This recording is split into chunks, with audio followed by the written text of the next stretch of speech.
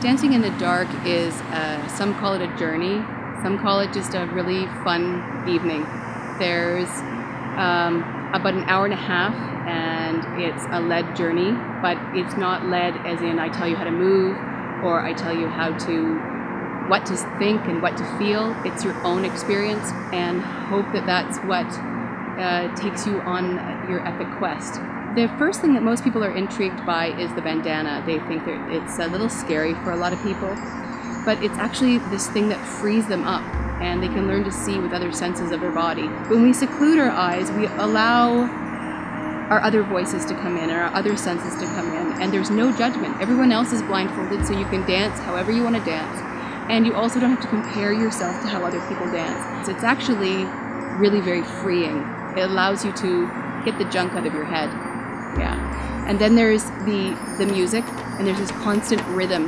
The drums are consistent, and if your breath is the same, and the beat is the same, and your movement is the same, then your body is the same, and you can have this experience where your body and soul have a sense of growing apart, and it's a meditative experience, and it's quite profound.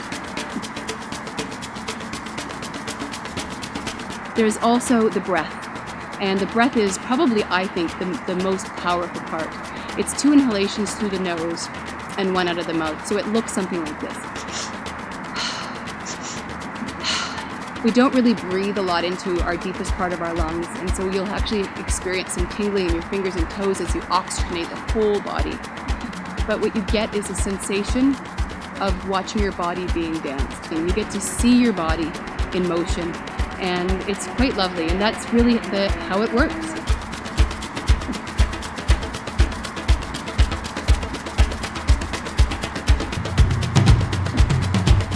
We also round it out with a deep intention to bring a thought, a worry, a wonder, or maybe it's you're doing the dance for somebody you love that can't be here. Maybe they've died. Maybe, like my mom, she couldn't walk anymore, so maybe you devote the dance. So there's lots of ways to bring something to it that brings deep meaning for each dancer. It's inner tension. So you bring it in and you don't share it. You let it swirl around, and you create that rubber band that you twist. And if you started to talk about it, it would just whoosh, all that intention would be gone.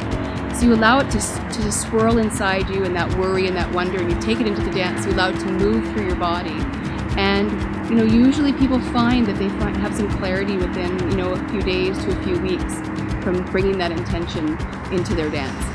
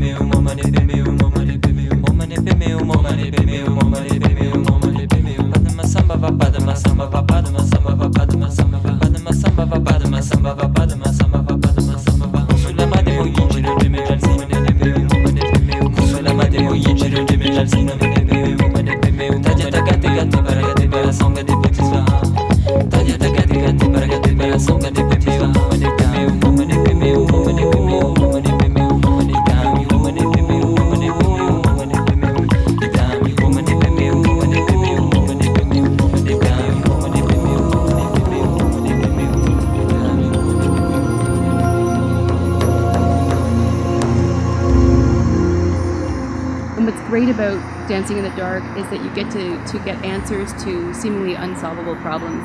I mean, at 2 o'clock in the morning, when big ideas come to you, that word that you were looking for in a crossword or something like that, that thing that you've actually just finally stopped thinking about, or you've heard people finding their boyfriend when they're not looking anymore, that will happen with dancing in the dark. You come and you move it through your body, and in the coming days, this answer will come to you that you've been searching for a long, long time.